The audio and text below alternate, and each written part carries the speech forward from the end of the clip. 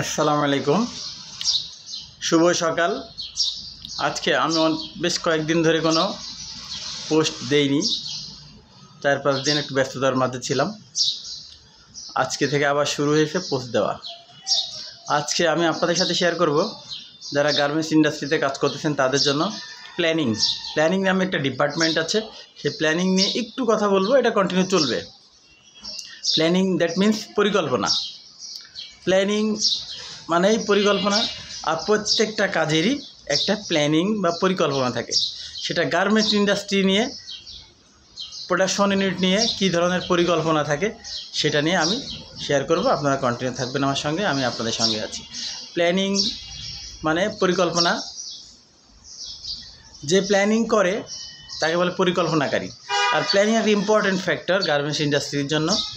Planning যদি ভালো না হয় সেই ইন্ডাস্ট্রি ভালোভাবে রান করতে পারে না। সুতরাং প্ল্যানারকে ভালোভাবে প্ল্যানিং করতে হবে। আর প্ল্যানিং যদি ভালো হয় সেই ইন্ডাস্ট্রি দাঁড়াবে ইনশাআল্লাহ। সেটাই, সবাই ভালো থাকবেন। আর কন্টিনিউ দিব, প্ল্যানিং নিয়ে বেশ কিছুদিন কথা বলবো। আপনারা সবাই আমার সঙ্গে থাকবেন। শুভ সকাল, আসসালামু আলাইকুম।